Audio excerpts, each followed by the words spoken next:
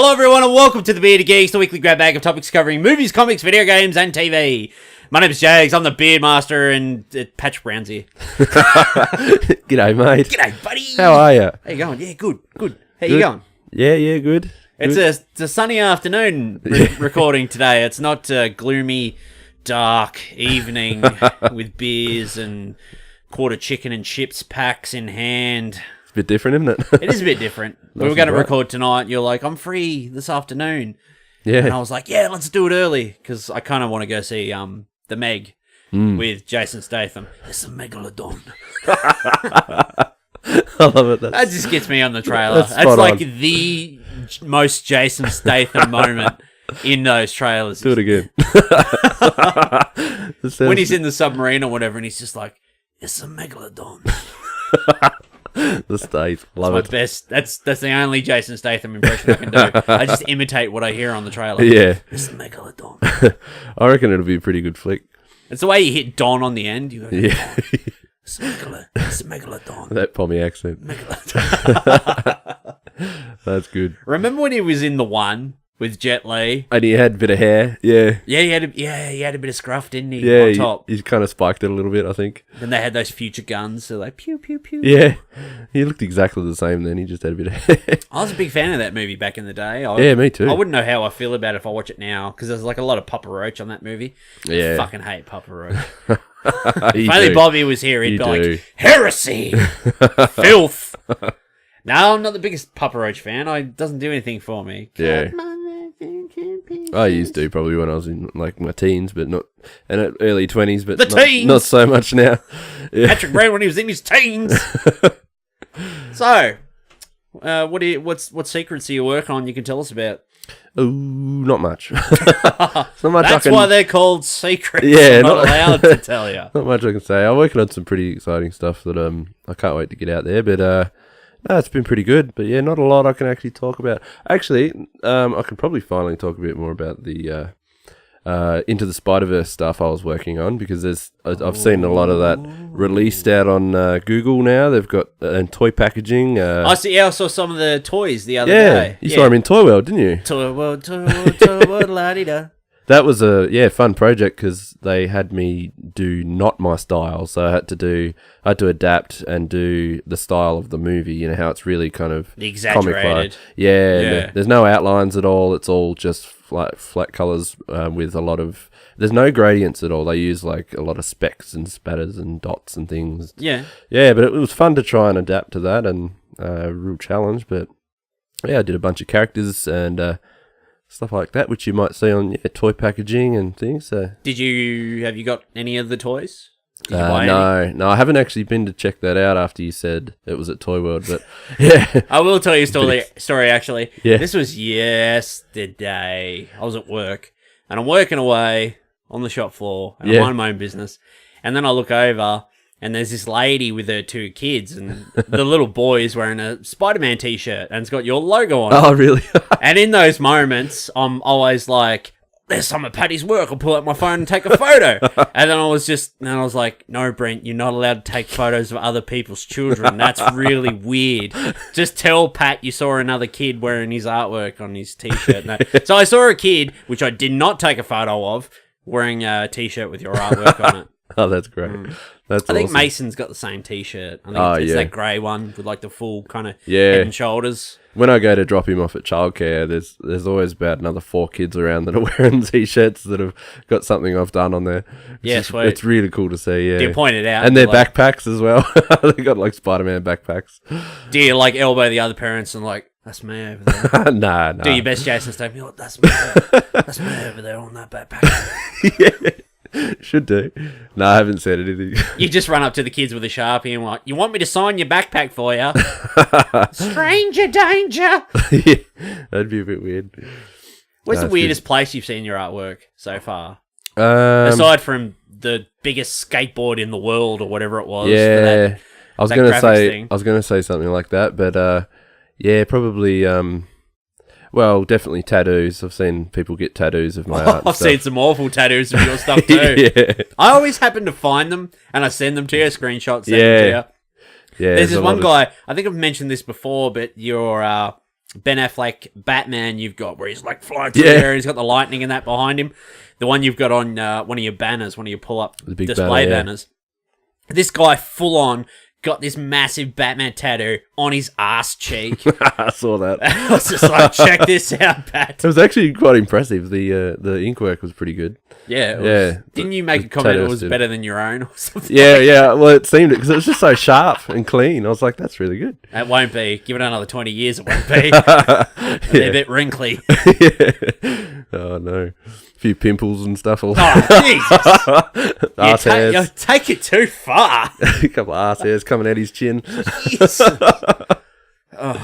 Batman's got a bit of stubble, like the Stath. Where do we go from there? I have no idea. Where do we go from there? Jason Statham as Batman. I'm Batman. Oh, I'd be down for that. No, you wouldn't. Yeah, I would. I'd see Jason Statham as Alfred. Oh, would you? That'd be good. I'd sign up for that. That'd be cool. Like a younger version of Alfred. He'd be like, do you want a sandwich, Master Bruce? I love that, actually. That's good. Can I get your sandwich, Master Bruce? Kind of like in Gotham, the show, how Alfred's a little bit more hardcore and he's kind of a trained veteran and stuff. Yeah. Well, I like that. There are different stories in that out there. I think in the Earth 1 book, Alfred was actually like an ex-military officer, I think, or a soldier. Oh, yeah. So, like, he's one of the guys who teaches Bruce how to fight and that sort of stuff. But, yeah, that's actually a book I've been wanting to read for years, but I've just never bought it. Yeah. Do you hear the news of, Ruby Rose as Batwoman? What do you reckon of that? Oh, yeah, I love that, because, as I mentioned before, I've got a bit of a thing for Ruby Rose. Yeah. And she's going to be in the Meg later. With Jason Statham. She's got the look, hasn't she? She's got the face. Yeah, I actually really like it. The only unfortunate thing is, obviously, now she's been bullied off Twitter. Oh, yeah, because the internet are full of fuckheads. Yeah. Yeah. I fucking hate shit like that. Just like, I hate... It's gotten worse over the years, like toxic fan communities. They just get worse. Like, you know, to begin with, we'd be like, oh, I don't agree with that casting, and then the movie comes out and it's actually really good. Yeah. You're like, oh, Heath Ledger is the Joker. That was a brilliant idea. But it's just, give shit a chance. Like, yeah, exactly. What's the point of bitching and moaning and pissing on the internet and that when there's nothing you can do about it? And a lot of actors I've heard have dropped out of Twitter or cancelled their accounts because of bullying. You know, bullying, and obviously with the whole James Gunn thing that happened a few weeks ago, we had some other directors and stuff, like some of his peers and that, like Scott Derrickson, he left Twitter because of the whole James Gunn thing. And I just found out today, there was an article just a couple of hours ago that Disney is sticking to their guns and they're not going to rehire James Gunn for Guardians 3, as much as Marvel Studios were trying to persuade and all the... You know, the kind of fan support. And that I've got a feeling that not having him on will just change the movie. I bet it won't have the same feel.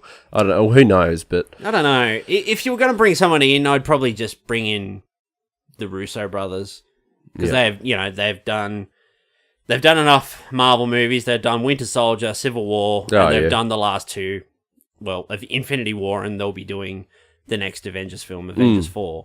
And so they've played with the Guardians of the Galaxy a little bit already. So, you know, if they'd be willing, maybe you could get them in for at least one Guardians film or the last Guardians film. Because then I probably feel like it'd be similar enough because they know James. They're aware of his, you know, they've worked with him and stuff in Infinity War and that. So they're kind of aware of probably what he would want. Yeah. So it would be, as much a James Gunn film as they could probably make it without him. Yeah. I'd probably trust those two guys the best. But whether they do it or not, whether they'd ask them, who knows? Who knows? I actually saw something very interesting today. There's a couple of things I want to talk to you about. Oh, yeah? But what are we actually doing today, Patrick? Your mission, should you choose to accept it? Yeah. Mission Impossible Fallout. Yeah, we saw Mission Impossible, and we're going to talk about that today. Yep. But before we do that, this mission will not self-destruct in less than 5 minutes. I saw a headline today. Now, I don't know if this is true. Just scrolling through Facebook, and I saw this from IGN. Yep. Tom Cruise is reportedly waiting for changes on the script before fucking hell. Can I start again? Tom Cruise is reportedly waiting for changes on the script before signing on. What is he waiting for script changes on? Tom Cruise is reportedly the front runner to play Green Lantern. Oh, okay. Tom Cruise That's as odd. a Green Lantern. I think that'd be pretty cool. Yeah, Different.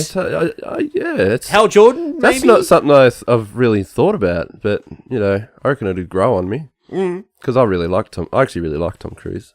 Pair Tom Cruise up with someone else, make a space cop movie. Yeah, That'd be pretty cool. he's just done so many good movies. Yeah, I feel like, before they decided to do the MCU and everything, before the first Iron Man came about, there was a long, everybody knows this, that Tom Cruise was in the running to play Tony Stark. This was well before Oh, okay. the first Iron Man film. This was Yeah. years before that, when they were trying to make an Iron Man film the first time. Yeah. There was this long-standing rumor that, Tom Cruise was in the running to be, Tony Stark, Iron Man. Never happened. It fell through or whatever, and then they came back to it, a few years later and made it with Robert Downey Jr.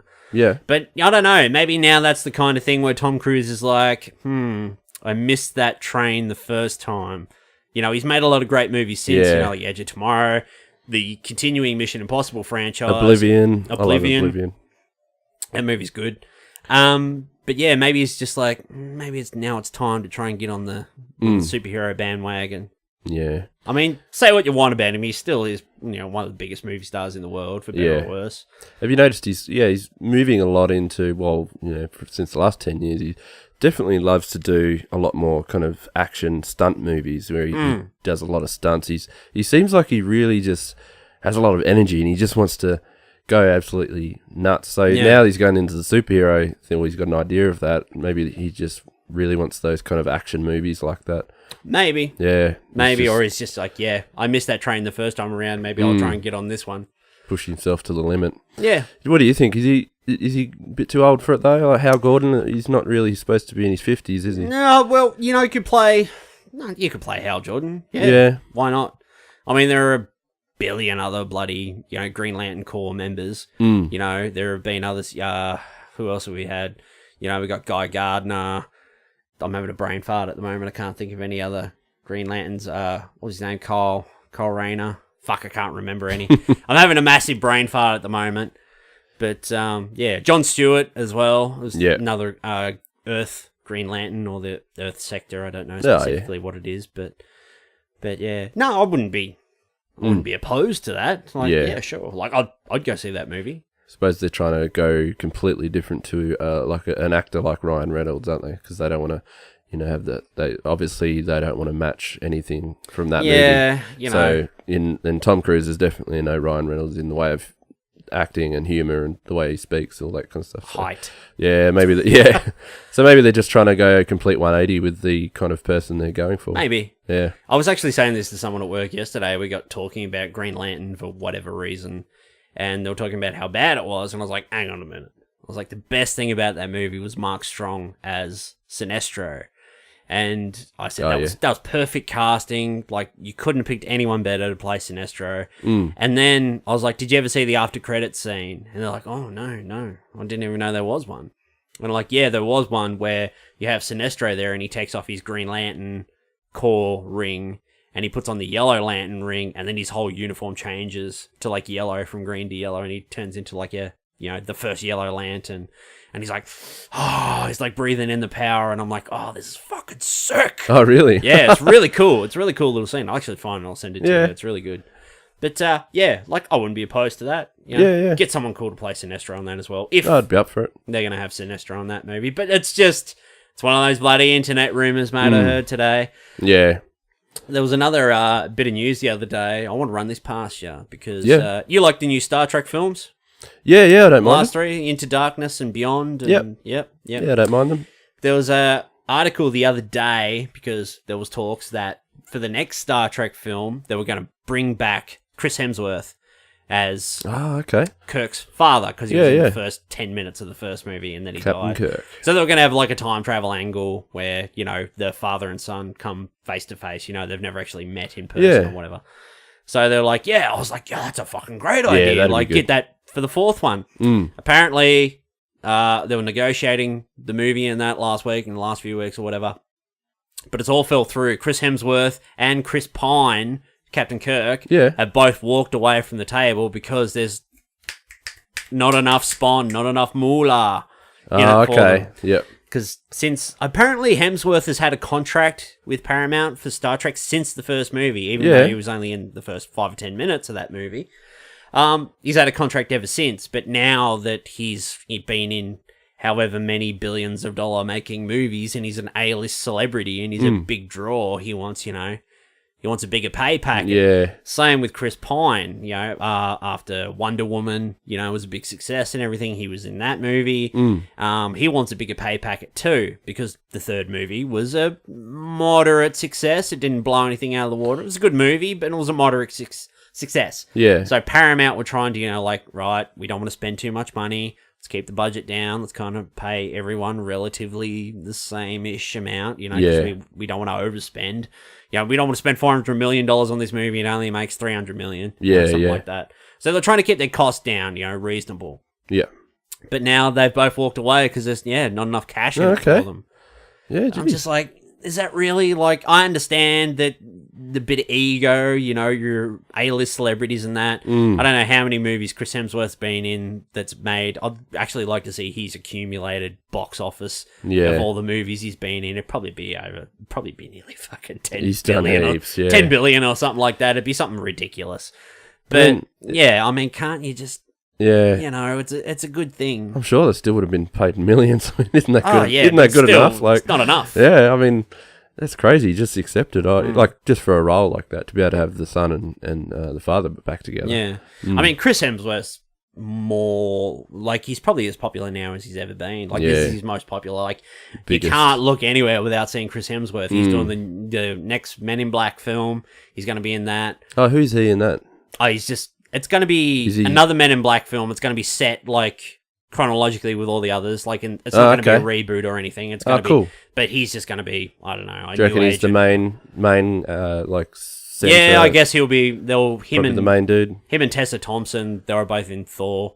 Yep. She played Valkyrie, obviously. Oh, yeah, yep. They're going to be the two leads in the new Men in Black movie, which is cool. I'll go see that. Yeah, That'd be fun. But, it's just a bit disappointing, Yeah. Just come on, guys.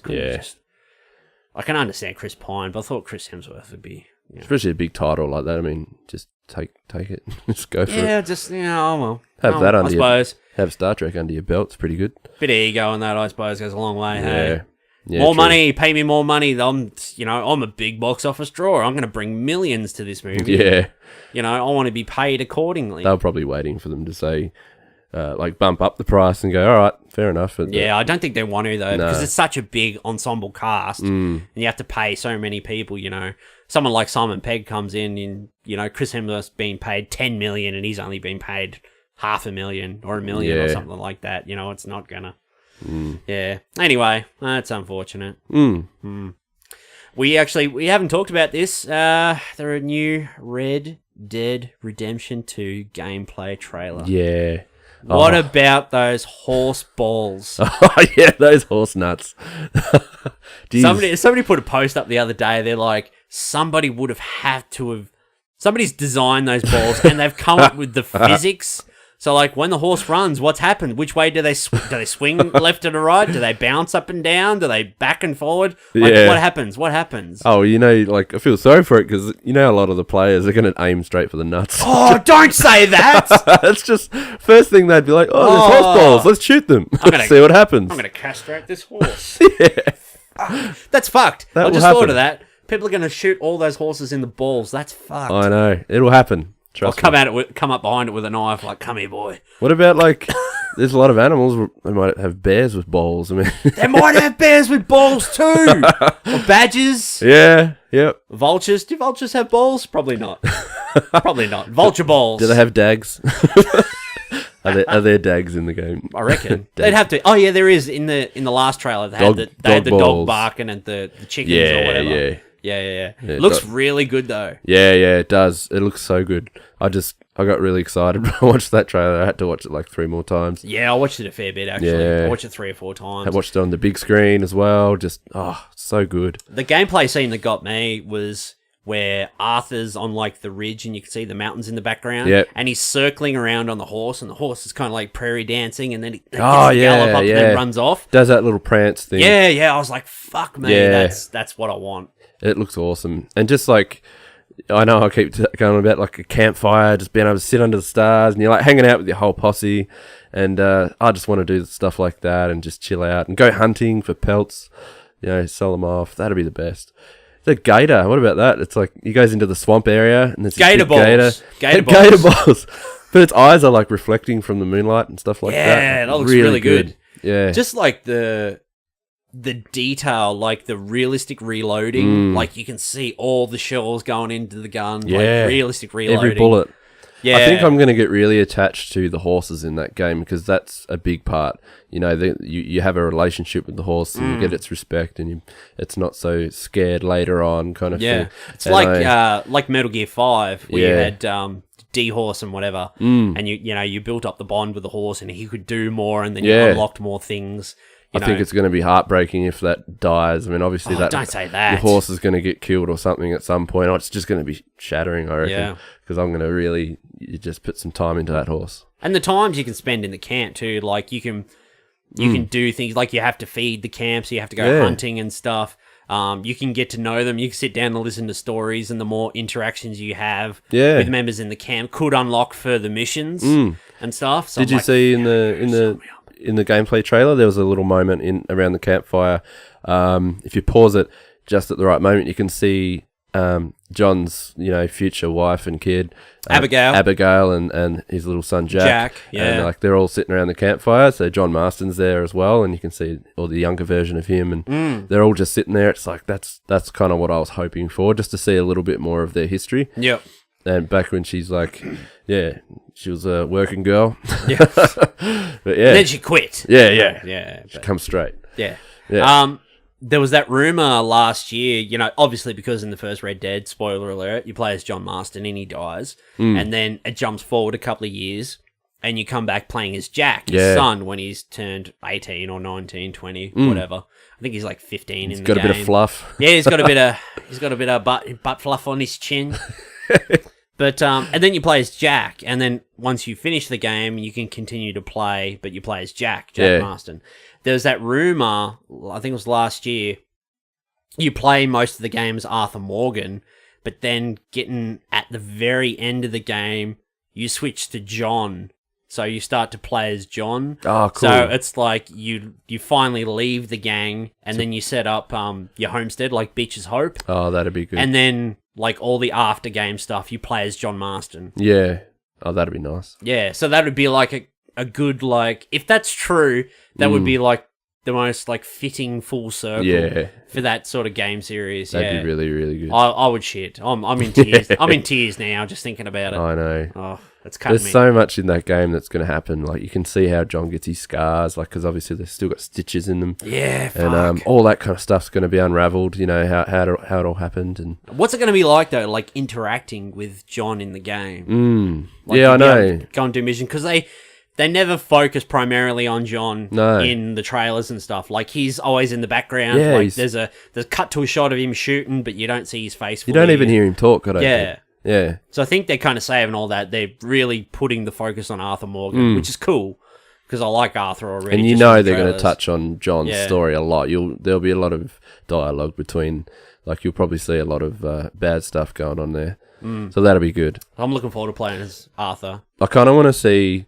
like, I think I mentioned this in one of the other podcasts, but I really want to see John Marston, like the younger version. I kind of want to see him be a bit more ruthless and like he's a real bastard. Yeah. He's just a real prick. Because like that's what was supposed to be in the old game is redemption. He's trying to be good again and come straight and yeah. So I really want to see if they make him a bit more of not so good. I think maybe by the way this game kind of looks, so like he's with Abigail. They've already had their son Jack. He's probably 4 or 5 years old in this game. So it's probably maybe he's on the tail end of that. He's still in the gang. Yeah. And he still goes and robs and that, but he doesn't like it anymore. He hasn't got the taste. He doesn't have the taste for it anymore. He has a wife, he has a son. He wants to get them away from that, but he just doesn't know how to yet. But he still goes along and does all the gang stuff, reluctantly. That'll happen, yeah, you're right. That'll happen. He'll be trying to get his family away from it, and somehow. So that'll be really good. I've seen your name in our ledger. Can't wait. Can't wait to play it. It's exciting. And the new Spider-Man stuff too. I was about to say, that shit Spider-Man game. It's going to be amazing. What did you buy Did you see the one today? There's a new trailer today. What? Another one today. No, it's called a city gameplay trailer, so you can see all how the city works and it's a real living city and the way Spider-Man goes around it and stuff. And it's got Joe Jameson's like talking about him and hating. No, on I him haven't seen stuff. that yet. Check it out. Why didn't you send it to me? What are you doing? Yeah, but I can't wait for that game. That's all I'm thinking about. That's like 3 right weeks now. away. I know. Less. 2, I think. 2.5. Yeah, something like that. Yep, I'm so Tell everyone what you bought the other day. Oh yeah, yeah. I bought a hot toy of that from Spider-Man PS4. So it just With the I could big not white like, emblem and everything and that on it. Yeah, I just couldn't avoid that. I was looking at it, I was like, To be I have to fair, own you this. pre-ordered it. It's Yeah, not out for another probably year. Oh, it'll be a long time. It's going to be a long time. Awesome. You can pose it any way you want. That's what happened when I pre-ordered that Mjolnir out there, the replica. Oh, yeah. I pre-ordered it and I had to wait 1.5 years for it to be released. Yeah. Just email them like every 4 months, be like, "Is it coming yet? Is it out yet? Are you going to release it soon?" Yeah. Looks good. Very, very much looking forward to that game. Me too. And JB Hi-Fi have a day one sale. It's only $69 if you haven't got it yet. Yeah. There we go. Well, I've already pre-ordered. So. Yeah, have you? Yeah, EB. Shit ass. Yeah. I just couldn't wait. You get the price drop. Did you get just the standard one or did you get the sexy one? With I think I just got the normal one. I can't remember. But yeah, not much else tempted me on all the other special ones. They were just kind of like... Yeah, okay. Yeah, nothing really grabbed Maybe me. you'll start to play it though and you're like, I wish I got that special edition so I got that extra spider bot and that extra upgrade point. And yeah. I know. I can't remember if I got the good one or not, but yeah. You'll find out in a couple of weeks. It'll be good. You won't hear from me for a while. I'll just be engrossed in that game. I'll just hear web shooting. Yeah. You sick man.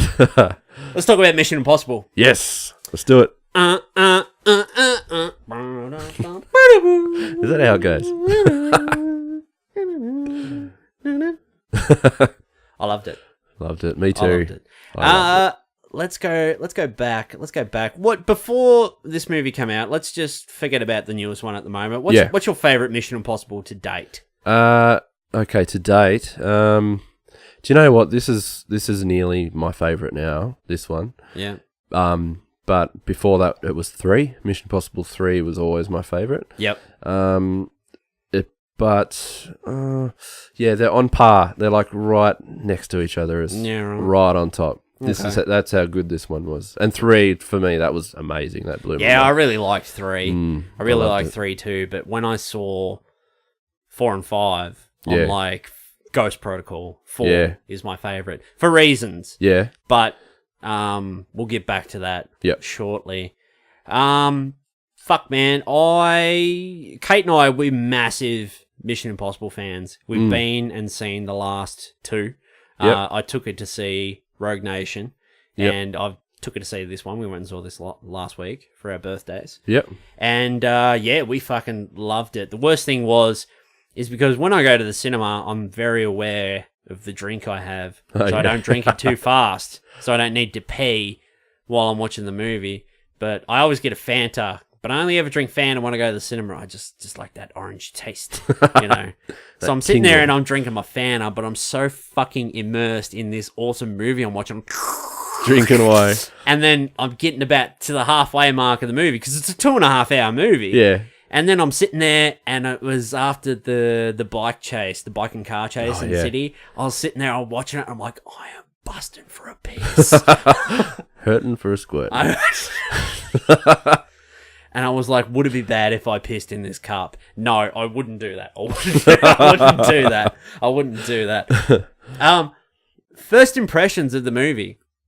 So, you saw Rogue Nation. What did you think of Rogue Nation, or the last one? Did it blow you away? Did you enjoy it? Or? The one beforehand? I wouldn't say... No, it didn't blow me away, but it was just good for me. Like, not to the great, but it was just... It was a satisfying for film me, experience. I was like, yeah, that was good, but when I think about it now, I can't remember it. So it's like it's one of those ones where I know I'll love it if I watch it again. I'll love it, but it turns into a little bit forgettable after a long period of time, like a year or so. I'm like, what happened in that one? Because but 3 is one of those ones I always remember. It's just one of those ones that had an impact on me. Yep. And they're probably the best. Now this one. The best villain in all the Mission Impossible movies in that one. Yeah. Philip Seymour Hoffman. Yeah, he was great. Owen Davian. Yeah, it was a real threat. It was awesome. The scene on the plane, he's like, what's the rabbit's foot? And he's like, do you have a wife or girlfriend or whatever? And he's just like, what's the rabbit's foot? He's like, if you do, he's like, I'm going to find her and I'm going to hurt her. Yeah, that's right. Oh, Jesus. Yeah. And then he hangs him out of the plane. He's like, what's the rabbit's foot? Oh, that plane bit, yeah. That was fucking good. Yeah, probably the best villain too. And the scene where he's in the toilet after they've like spilt the wine on him. And then Tom Cruise comes up behind him with the mask and that on and tranks him and knocks him out and pretends to be him. That was really cool. Actually, I do like Mission Impossible 3. When we went and saw Rogue Nation, I think it was the first night we watched. I think we saw it on a Friday night, and generally we're pretty tired on Friday nights from a long week of work and stuff. And I think we went to like a later screening. Oh, yeah. And I don't think I really enjoyed it as much because I was quite tired. Oh, yeah. By the end of it, I was nearly falling asleep. Yeah. And so I think that kind of ruined it for me because we'd seen Spectre on a Friday night. I nearly fell asleep during that. Oh, yeah. And then I watched Rogue Nation. I think I did fall asleep toward the end of that. And then I said to Kate, I'm like, we're never going to the movies on a Friday night ever again. We're gonna when we go, we've got to be fresh so I don't fall asleep and stuff. But yeah, like when I saw Rogue Nation, I really enjoyed it. I'm like, this is a solid movie. But I still really like Ghost Protocol. Like I really like the fourth one. Yep. So we're excited. Fallout's coming out. I show her the trailer when it first comes out. And then she watches the whole 2.5 minute thing. And then at the end, it's got Tom Cruise in the helicopter. It's like, bum, bum, bum, bum, bum. And then it finishes and she turns to me and she's like, when's that out? I was like, July. She's like, we're going to that. And I was like, yeah, we are. So we went and saw it and I fucking loved it. I absolutely loved the bloody ass off this movie. I loved it so much. Yeah, it's good. Honestly, this is my favourite Mission Impossible now. Yeah, yep. Because when we watched this and then we come home and it was still pretty early and I was like, oh, do you want to watch another movie? She's like, yeah, let's watch another movie. And I was like, do you want to watch Ready Player One? She's like, put on Ghost Protocol. She goes, I was like, okay. So we put Ghost Protocol on and I'm watching it and I'm like, because I'm like, at the time while I was watching it, I'm like, yeah, this is my favourite Mission Impossible movie. And then I'm getting into it and I'm like, this isn't as good as Fallout. Like, Fallout is definitely my favourite now after watching that. I think the thing with Ghost Protocol is because they're kind of all individual, these Mission Impossible movies. Like, the first two I don't really count because they're from an earlier time. They're still obviously included, but they're both very different films. Yeah, they are, aren't they? You watch the third one, it's kind of like a straight up action kind of spy movie. There's no real sort of heavy stakes in it. You know they're going to win by the end, and they do. And then you get to the fourth one, and it still feels a lot like that film, but it's starting to move more toward the current kind of trend of, taking what they did in the third one and taking it a step further. Yeah. And, like, I think one of the main reasons I like that movie so much is the Burj Khalifa scene where he's climbing up the outside. Yeah, that was good. We'll get to practical stunts and effects in that later. Yeah. But I think that was one of the main draws in that movie for me. But yeah, when we were watching it again, we'd just seen Fallout, we got home, we started to watch Ghost Protocol again. I'm like, this is definitely not my favorite Mission Impossible anymore, like the new Fallout is. And then we saw Rogue Nation, and Rogue Nation was another step away from Ghost Protocol because this one started to feel, as ridiculous as it is with like fake masks and all this shit and, swimming underwater for holding your breath for like 6 minutes and all these elaborate stunts and tricks and spy gadgets and gizmos and things, it still feels very realistic. Yeah, it does. But I think one of the reasons I didn't like it so much at the time, or didn't appreciate it as much, because it was probably a little bit different from the last one, because the third one felt like a regular kind of action film where there were no real stakes. The fourth one kind of felt like a step away from that. It felt a bit more, I guess, more edgier seat and more kind of, it's getting a bit more serious. But by the time the fifth one come along, it was much more serious than the fourth one, the previous. Yeah. And I think that was kind of knocked me out of it a bit, because I feel like, because they're obviously a different director, Chris McQuarrie, who directed the first Jack Reacher with Tom Cruise. Yep. Tom brought him on for Rogue Nation and now Fallout. And these two movies feel very, obviously, in the same universe. They're direct sequels. And yeah, they just felt very serious in tone. And it feels more realistic and more tangible. I think a lot of that's the stunt work and stuff and that as well. They do that well with the... just like you said before, they're quite ridiculous things, but they somehow make them seem like it's really happening, like it could happen. And I think they pull that off well, whereas a lot of other Hollywood movies don't really pull that off. Because like the scene in 3 where he breaks into the Vatican. Oh yeah, I can't remember the bit where he gets up on the wall and he's got like the rope, and then the throwback to the first movie where he falls down and the string catches him just before he hits the ground. Right. And then he sneaks in and he pretends to be like a bishop or some shit like that. Yep. That just feels kind of more ridiculous spy movie, whereas these ones still feel very much more... And like, if you go back to the earlier ones, like you said, a different time with the first two, it really is a different time, isn't it? Because the way the movies are, they're kind of...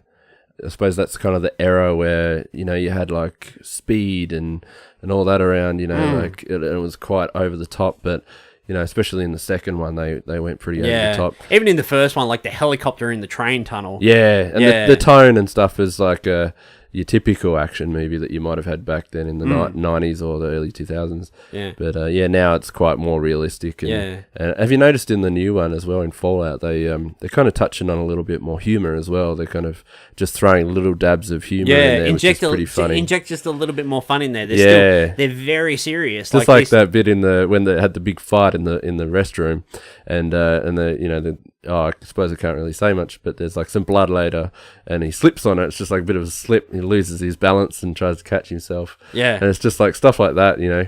It's pretty funny. Yeah, just things like that. Yeah, I realise we haven't got into spoilers yet, have we? So, we didn't say whether we were going to do spoilers or not. I guess we'll do a spoiler section. Yeah, people don't have to worry too much. So yeah, I think the main thing I really appreciate about these last two are they are more serious. They feel like they have more stakes. They feel more realistic. And I think maybe that's just they've just organically developed that way, because they were kind of like serious 90s spy thriller, over the top John Woo, two guns, doves flying, jumping off motorcycles movie, absolutely ridiculous. They could have went in a whole different direction with the movies after the way the first two were, because they were leaning toward more of a quite ridiculous and typical action spy movie, like a Bond thing, but yeah, I'm glad they went the way they did. They're very much products of the 90s, those two, especially like the second one in that as well. It's very much a 90s film, even though it was out in 2000, I think, 99, 2000. But then J.J. Abrams kind of brought it back, kind of set it on the path to where it is now, with the third one and stuff. Yep. Even the scene, like, you watch it now, I think like a lot of people forget about it because there's been so much that...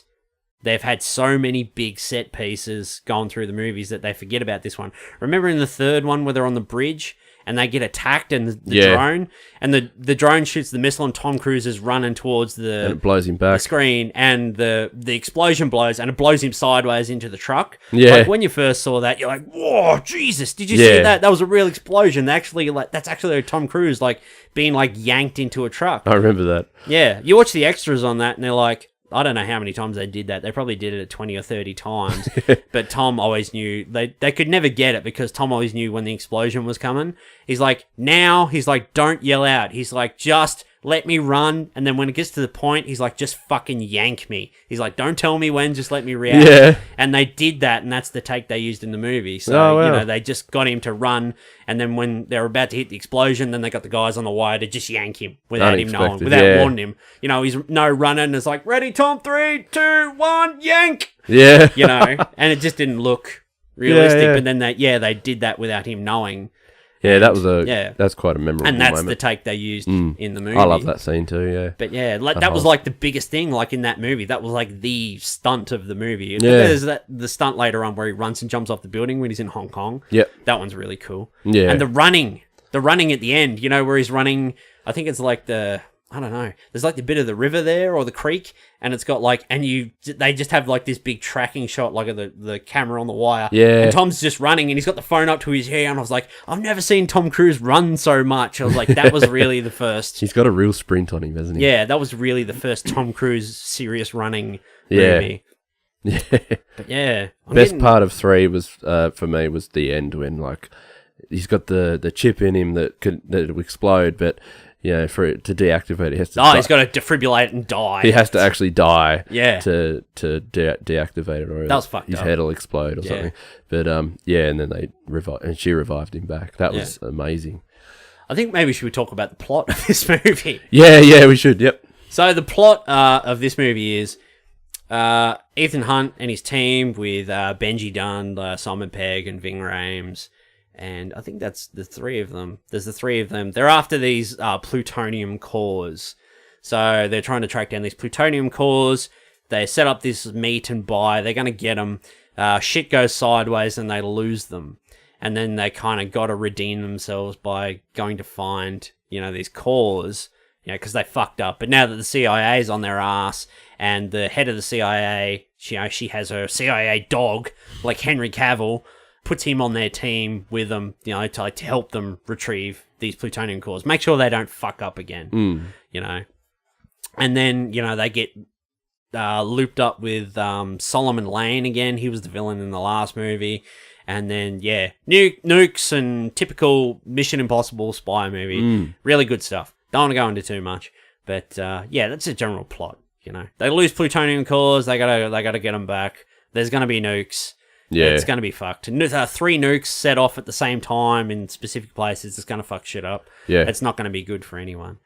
What did you think, of the story and stuff? I just felt it was like, it all just fits and meshes together perfectly. Like, the story's great. It's not confusing to follow. It's not like, let's just get to the next big set piece. Obviously, that's something I do look forward to in these movies, but, the whole package is really great. Especially like the Halo jump and stuff. Yeah. That was really good, that scene. That was real too. Tom Cruise actually did a Halo jump out of a fucking plane. This silly bastard. Yeah. I think awesome. I'm just talking about Mission Impossible moments. I'm not really talking about the movie. I'm kind of just like, I like this bit so much. And I like all this. But I fucking loved the bloody shit out of this movie. I thought it was so good. Yeah. A lot of returning characters. We had Rebecca Ferguson back as Ilsa Faust. Yeah. It was actually really cool. I could actually see the franchise continuing with her. Like, if they did another movie and they're like, Ethan's getting a bit old for this, and then, like, if they ever want to continue it, I'd watch a Mission Impossible movie with Ilsa, Yeah. Simon Pegg and Benji Dunn and everyone in that back. That'd be cool. I'd watch that. We're talking about these effects a lot. I guess we should talk about some of the characters and stuff first.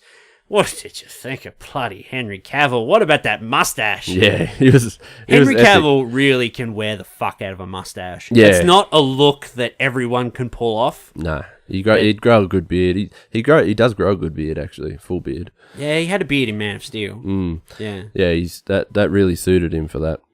It kind of paid off then, didn't it, for the whole Man of Steel kerfuffle that happened? But yeah, this was a really good fucking movie. Got to keep it. Yeah, so I really enjoyed him in this maybe movie. They would. I think they just really wanted him to have that Maui because just to kind of break the stereotype of him as Man of Steel, because that's such a big role that they're probably scared that's all people will see him as. He looks a little bit too clean cut.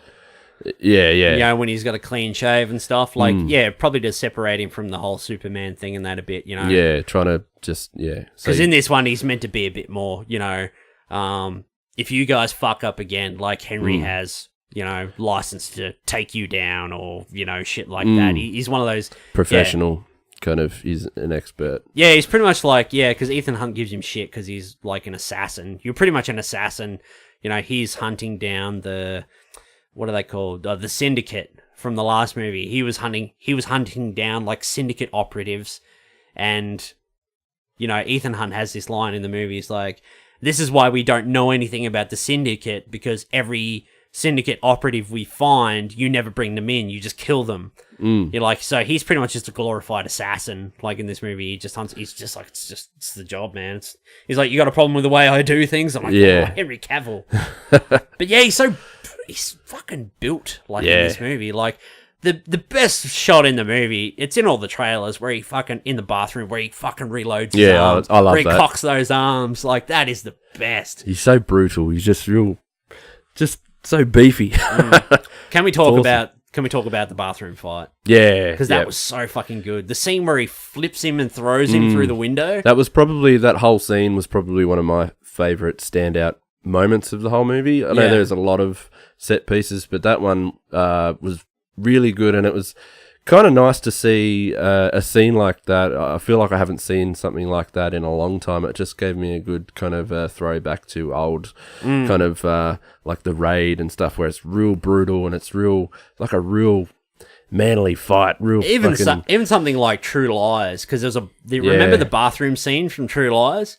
Where Arnie has the big bathroom fight and that in there, and like guns are going off, and like all the bullets are hitting the tiles, and the pieces of the tiles and that are falling off. Just a throwback to those practical effects and stuff. Got some good John Wick vibes off that bathroom scene and that as well. And the guy they were fighting, it was just nice to see how he could really hold his own. He was almost unbeatable. You're like, oh, they really did need a couple of them against him, because he was just that good a fighter. Because he just looked like your stereotypical Asian businessman. But then he's like expert fucking deadly assassin dude. And again, it was like one of those kind of like a throwback to like martial arts or Jet Li movies, where they're just that good at their fight style and unbeatable. It just even though it seems a little bit over the top, it still felt really real and authentic. Like it was a real fight, because they don't really put much music over it. It's just kind of quiet with just hearing the real hits and the the smacks and everything, and the low music like in the club in the background, like doof, doof. And the mirrors smashing, everything is just, Because we used to seeing Ethan Hunt being, like, the best fighter in the room. Yeah. He's like, no one can really touch him. He pretty much holds his own. Yeah. But even with Henry Cavill there, like, this bigger, brute CIA assassin, heavy hitter. They took the two of them to deal with this guy. So, but, it was fucking great. That was probably one of the best scenes in the movie. Yeah. It was awesome. Can we just fuck it? We'll talk about effects. We'll talk about the visuals and the practical stunts and that, and then we'll do spoilers. Yeah, all right. Yep. But first, I need to do a Coke burp over here. A big one. No, it's gone. It's not coming out. It'll come out when it's right and ready. Right in the middle of a speech. That's terrible if you have to do that. Obviously, man. The practical effects in this movie, they try to one-up themselves in every movie. In the third one, we had the drone and the car scene, which was cool. Yeah. We had I think Tom Cruise actually did run and jump off that building in the third one. I'm not sure. I can't confirm that. But, and then in the fourth one, probably my favourite set piece, obviously Tom Cruise climbing up the Burj Khalifa, which they actually did. He practiced for months. They recreated, and the exterior of the Burj Khalifa in a warehouse so he could practice. So they used the same windows and stuff. They heated up, they brought in these big spotlights and stuff, and they heated them up so it would be the same time of day, like the sun and that, so reflecting off the windows and shit. And he could practice actually doing it. And then when they got there, they to the hotel and that, they're like, okay, we're going to have to remove some of these windows and stuff. And they're like, well, hang on. These windows are designed to not be removed. Yeah. That's safety. It's the tallest building in the world. And so they just went in there and they cut out these fucking windows and that. You've got that great scene of where they've taken the window out and Tom Cruise takes his first step out. The camera pans up over the top of him and it's looking directly down as he kind of steps out and swings around to the outside of the... Oh, that's fucking great. Yeah. And there's no music on often. You just hear the wind just... I love scenes like that. Yeah, I fucking love that scene in that movie. That's probably, why it's one of my favourites. But then in Rogue Nation, you had where the fucking silly bastard's hanging off the side of the plane while it's taking off. And he really did that too. That was he really insane. did that however many times till they got the right shot. And I really like him for that because it looked great. Just seeing how he really did look like he was hanging on for dear life. Whereas if that was a 3D or visual effect, I don't think that it would have looked different because no one's really got a reference of what would that look like if a guy hanging out of a plane. No one really knows. So it was great to see, that for real. He just had like a tiny little wire and he was wearing a harness like holding him on. But the problem I had with that movie is you see that shot in the trailer and that you're like, oh fuck, I can't wait to see that movie and see that scene. And then when we went to the cinema, we're sitting there and watch it. It's right at the beginning, and I'm like, oh fuck, like now what have I got to look forward to? Yeah, but there are a lot of great stunts in that movie. The underwater scene where they do the underwater heist. Apparently, Tom Cruise actually learned how to hold his breath for the 3 to 6 minutes or whatever it was. It's fucking insane. How does someone do that? Yeah, I know. Like, I just train their lungs. I just go stick my head in the basin in the bathroom, fill up water, and be like, couldn't be good for breath. You. Yeah. But in this one, we had what did we have? We had the Halo jump. So Tom Cruise actually jumped out of a fucking plane. Yeah, that was a Halo good. Jump. And I like how I watched a little thing on that. Yeah, how they they deliberately made the suits so you can see their face because he really wanted to. I suppose they really wanted to show that it was really them.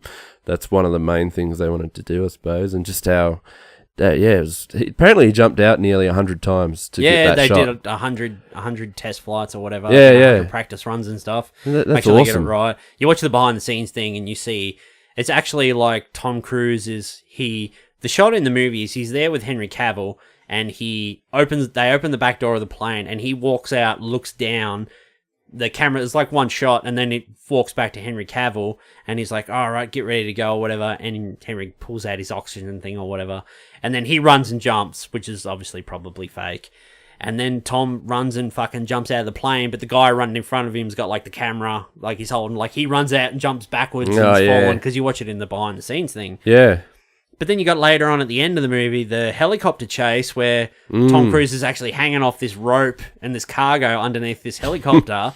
And he has to climb that. I can't even climb a bloody rope. I don't know how and then they dropped him. They dropped him from the helicopter, like onto the cargo and stuff. And I'm just like, fuck, man. It's just like, this guy's like 55, 56 years old. That was epic, that helicopter scene though. Just absolutely. The chase. And then you've got, he tries to drop the load onto him, misses, and Henry Cavill does that look. He's just like, what the fuck was that? Yeah. And he looks around and then they make eye contact and it's just that tense moment of just like, he's just got this dead stare at him like Henry Cavill. He's so good at it. And then he just pulls out this big ass gun and he's like, holy shit. He's just like, oh shit. That was epic. That was probably one of my favorite parts of the film at the end, like the helicopter chase. I was like fucking edge of my seat like the whole time. Me like too. These movies are just so fucking well put together. It's great. I'm just like, I can't wait for the next one to see what other crazy fucking shit they come up with. And we may as well one. follow up and talk about the follow up with the fight after they've crashed and let's go into spoilers. We're going to spoilers first. Oh sure, yep. Yeah. I forgot we weren't in them. Nah, that's cool. That's cool. It's pretty much it's a spoiler episode anyways. It doesn't matter. Because I know I'll keep forgetting about all these things we talk about. Well, okay, we'll go spoilers, official spoilers now. Nice. So it turns out that Henry Cavill's actually the fucking bad guy, which I picked. I was nudging Kate and I was like, I bet you he's actually that guy that they're looking for. And she's like, what? Who? And I was like, watch the movie. And then we watch it. And anyway, so it turns out Henry Cavill's the bad guy, which is great because I really like seeing Henry Cavill. Great villain too. I like seeing Henry Cavill in anything. Yeah. Even shit movies. I think he does a better villain than he does a hero. I think he did a great fucking villain. He's just real cold. He can do bright, hopeful Superman very well when he has the opportunity, but he can do fucking cold as ice when he wants to as well. Like one of his other I actually think one of his most memorable moments as Superman was when he turned bad, and he was kind of bad for that 5 minutes there. Like when they revived him in Justice League. Yeah. He didn't know who he was, and he was like it was like he does a really good bad guy. Like that fucking head turn when the Flash is going around behind him, and then you just see the eye. And then his head just turns, and it's like, looks what so threatening. Fuck? He's a great villain though in this. Yeah, he's so fucking good. Anyway, there's this scene where the helicopters are chasing each other, and Tom Cruise is trying to stop the helicopter, and the only way he can do it is by running into it. It crashes the helicopters and that, and there's like an oil line above Henry Cavill, and it breaks, and he's getting like hot oil like sprayed all over his face. Yeah. He's like, oh, there's like steam and shit coming off. And then when they crash, they show Henry Cavill's face, and he looks like Two-Face, like half his face is melted off. I loved it. I love that. It looks like fucking grilled cheese. And his ears all melted off. I was like, yeah, I just thought that was perfect. To create this villain, and yeah. And then they have this massive fucking slugfest on the side of like a mountain. And really that fight good. really reminded me of, I told you before, it reminded me of the last fight in Metal Gear Solid 4, the game, and that real kind of slow, sluggish fight where they're real tired and beat. It's real emotional, and they're just like, they're worn out, but they're still going at it, and it's like real heavy hitting, and it's just real emotional, and that's what that was like for them. It was just a real good fight, and then yeah, sure enough, Henry Cavill gets dead. Well, they're both hanging it's like an Uncharted moment. They're both hanging off the cliff, and and Henry's hanging off his foot. Yeah, because Ethan's trying to get this. They've activated these nukes. The only way they can disarm these nukes is they have to be active first and counting down, but Henry's got, like, the detonator, but it's got this key in it, and they need the key removed from the detonator before they can disarm the bombs. Yeah. So that's why Ethan's chasing him in the helicopter. He's like, "I'll get that detonator!" He's like, "I don't know how." He's like, "I'm pretty much just making it up." As like, oh, he's doing an Indiana Jones, just making it up as he goes. And they have this big knockdown, drag-out fight, which is really fucking cool. And then they, the helicopter, one of the helicopter, like, canopies chassis or whatever, it's, like, caught on the side of this cliff, but it's got, like, the cargo line with the big hook in it, and it's, like, hanging off the cliff, and it's dangling below. And, you know, they get knocked off or whatever, and this big hook's there. Anyway, eventually, I'm like, I really want to see Henry come back and be the villain in the next movie. But then, you know, Ethan pulls this line, and the hook breaks, and it hits Henry Cavill in the face and knocks him off the cliff, and he's fallen. And in that split second, I was like, he can survive this and come back and be the villain in the next one. But then he hits the side of the cliff, and he falls down into the exploding helicopter, and you just see this massive blood smear on the side of the cliff, and I'm like, no, he's not going to come back in the next one. I know. I was devastated when that happened, because they've just made this perfect villain, and I would have absolutely loved to see him come back. He could still come back. Yeah, hopefully, unless he's come back like as a a cyborg or something. Yeah. Because that hook went straight through his eye or something. It like hit him right in the face. Right it was in the like forehead or something. But yeah, I really just think that was a big mistake. I really think they should have just kept him around, or even just like have him like get knocked off or something, but land in the snow or something underneath. That could be don't show an actual death down there. Like maybe just show him like or if it hooked through his shoulder or his collarbone and it's ripped him down or something, because then like half of his body would be all munted and the other half's fine. I would love a villain like that, you know. It's a real kind of Bond thing, isn't it? Yeah, that's kind of what it was like, yeah. and I missed that. I really wish we had more movies like that. So that's why I was kind of hoping for this. But yeah, they're not afraid to kill people in this movie. There's actual stakes in this movie. They kill off Alec Baldwin. He's just the new head of IMF and whatever. And was he in any of the others, or? He was in the last one. He was in Rogue Nation. Yep. Yeah. He was a CIA head honcho, and then he left. By the end of that movie, he'd left and became the new director of the IMF. Yeah. And, he died, so they weren't afraid to kill him off. But I liked the way they played with Ethan's story in this movie, because they've brought back Michelle Monaghan, his wife, Julia, is it? She was his wife in the third one. They've brought her back in every movie since. They've talked about her, or she's been in it for one shot or whatever in these movies. But she turns up at the end of this movie. You know, they've gone their separate ways, because it's not because he's worried about her and what might happen to her. It's more her. She's like, if you're here with me, you're not out there protecting the world. You're not out protecting us, you know. So that's the reason why they've Because something broken up. bad had happened in their they were together for a while, and something really terrible happened, like a terrorist. And he wasn't out there. And he wasn't there to stop it. Wasn't kind out of there to thing. do anything about it. And she realised, and a mutual thing. They were like, "Yep, you need to be." And she's remarried and stuff and that in this movie. It was great to have her brought back and interact with Ving Rhames and that again, and have her at the end, and kind of give that bit of payoff at the end because you know, they obviously still love each other. They'll always love each other in one way, shape, or form. She says she's happy now with what she does. She loves her husband.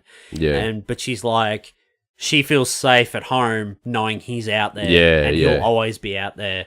And that's kind of like, instead of just being like an episodic thing, like, what's going to happen to the IMF this time? How are they going to save the world this time? It's really kind of actually, that's like Ethan's mission. That's what he's good at. That's what he's always been good at. And he's fucking nuts because he's climbing up the outside of buildings, and he's hanging off the sides of planes, and he's flying helicopters he doesn't know how to fly. He does what needs to be done. He does what needs to be done. He's just fucking... Ethan Hunt is insane. He's an insane person. But he gets the job done. Yeah. Mission accomplished! There was another thing I wanted to mention about Henry Cavill and Tom Cruise. Like, you know, how they're... Like, Henry Cavill is such a great villain because I found that he was kind of like an Ethan Hunt, but you know, an alternate version of him, because he was so good he could pretty much do everything that Tom Cruise could do, or Ethan Hunt could do in the movie. He's the evil version, but he's like the evil version. It was just a great flip on that. I love that because he was kind of like there to take him down if he had to, kind of thing, and he could. You know, you really felt like he could handle himself, like Henry Cavill. Sorry, yeah. So I just love that aspect, that the fact that he was like a spy just like him and just as good. Yep. Any more spoilers from you? Because I've got something non-spoiler I want everyone to hear. Oh, there's just a few little moments I thought I might... Yeah. Well, I'll just mention one. Remember that with... after the... the breakout, where they're breaking out the guy out of the prison... Oh, Solomon Lane. Yeah, Solomon Lane, and they break him out. That whole scene, and then there's the chase. It's epic. It's like... And Ilsa and that, goes for ages, and then that was just such a good thing. But... after everything's done and you're like, oh, they finally got away, you know, Tom Cruise just got away, he went down that hole and on the boat, and then they... Oh, with the lady cop and stuff. And then they're in the garage and they open it up and then the cop's standing there and they're like kind of... Because they do writing a ticket.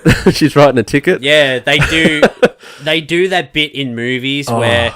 Like, there's just been a massive chase scene, or they've just completed this massive... That's a wind down. There's this massive set piece, and then they've got the person in question, and they're taking them to the getaway car, and they put them in the back of the car, and then they drive off. Yeah. Cut to the next scene.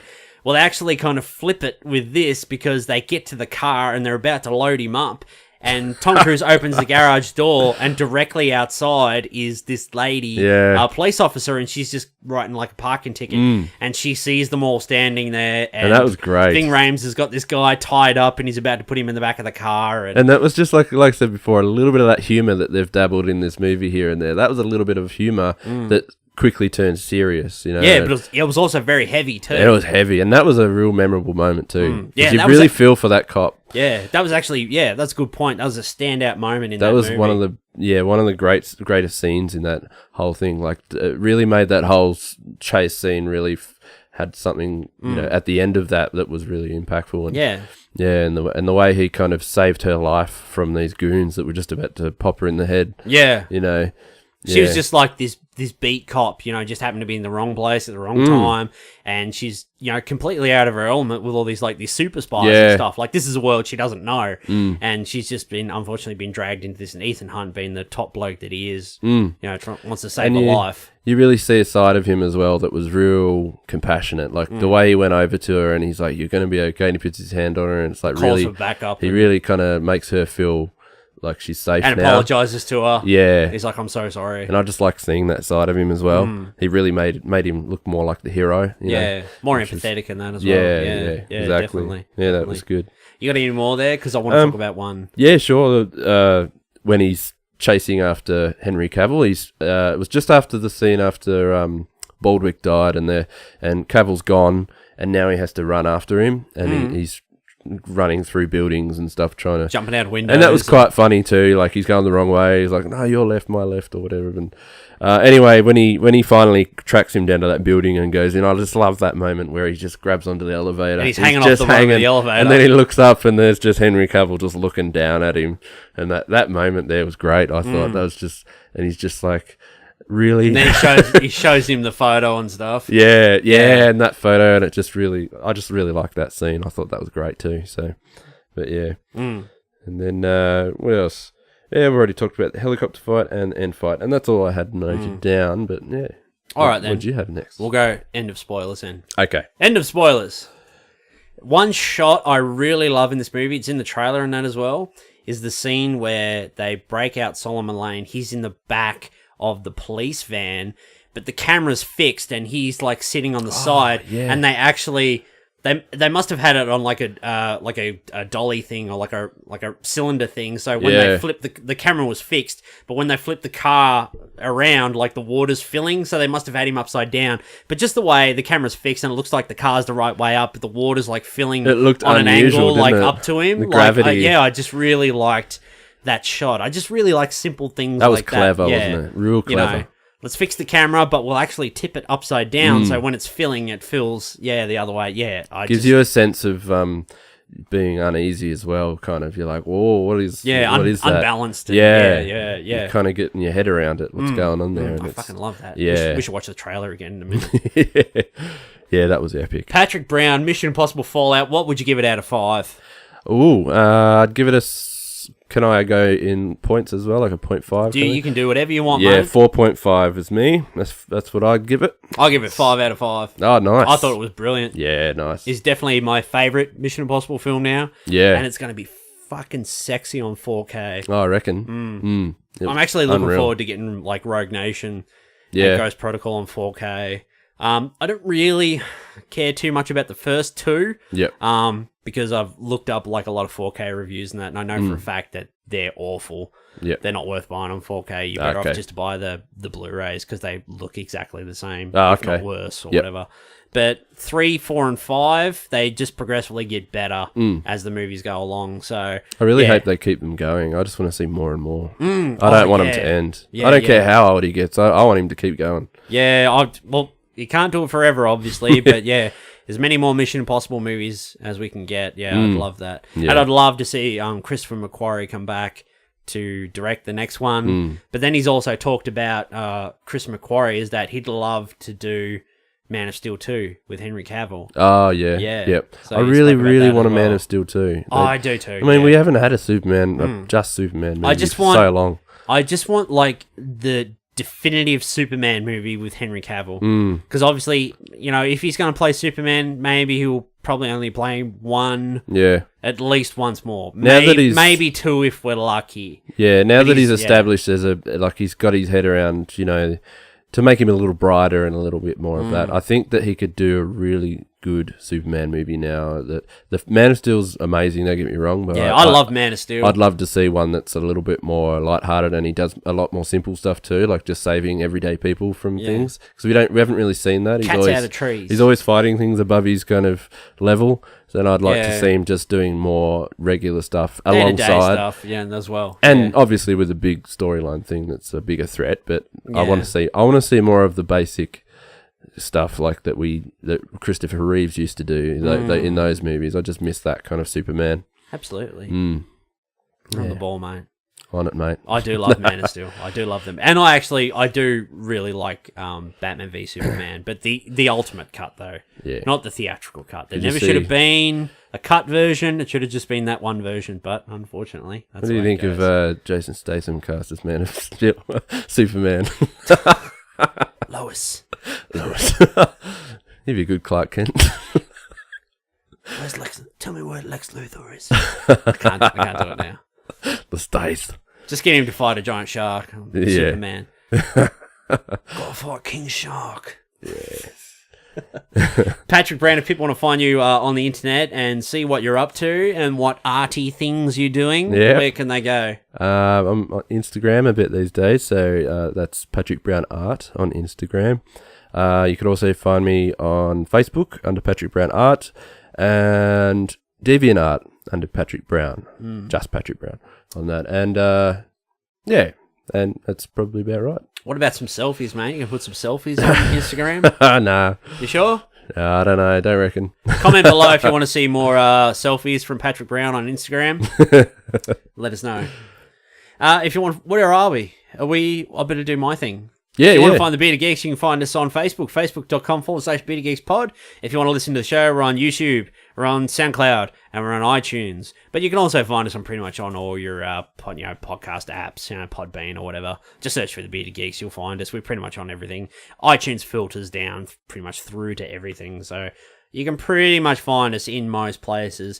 If you want to buy a motherfucking t-shirt or a motherfucking mug or some stickers or a cap or something like that has a Bearded Geeks logo or something like that on it, you can go to TeePublic and search for the Bearded Geeks. We're also on the Twitter. We're in the Twitterverse at Bearded Geeks Pod, and we're on Instagram at the Bearded Geeks. Nice. There we go. That's it. I'm thinking about doing I was going to do a video the other day of the Beard Cave, showing off the shelves and shit, like the shelves of toys and the figures and all that we've got around here, but I don't want to ruin the mystique for everyone, and everyone know that it's actually just a spare bedroom converted into a studio, in air quotes. That is a good studio. Yeah. I like it. I actually need your help too, because TJ messaged me and he's like, I need a photo of you for the promos for the Hotter show and stuff. So I'm like, Oh yeah, need a glamour shot. Get your camera out, mate. Get a glamour shot. Get the old glamour shot going. I need the glamour shot, mate. Oh yeah, those The money misty shot. eyes. The misty eyes. We'll get one of those glamour ring things, one of those light ring things. Yeah. So you get the rings in your eyes when it lights up. Oh yeah. We'll get one of those. I was actually going to get one of those for when we do the socials every week. Yeah. Yeah. We'll see. Good Pat, stuff. thanks for coming. Yeah, no worries. I think next week, myself and Jake Bayless, Yeah. we're going to do our Dragon Ball Z episode next week. I think, maybe. But Yeah, nice. you're going to come in for that? Might do. I'll have to let you know. To be confirmed. To be confirmed. It'll be at least me and Jake I'd Bayless. like to, yeah. I'll have to let you know. You have to ask the wife permission. Yeah, nah, just work and stuff. I've got to, Yeah, try all and right. work You it don't all have to out. lie to me, mate. I know how it works. All right, everyone. Thanks very much. And I guess we'll see you all next week on the Bearded Geeks. This message will self-destruct in 5 seconds. Hey! Hey. Gonna go see this movie now. It's a Megalodon. It's a Megalodon.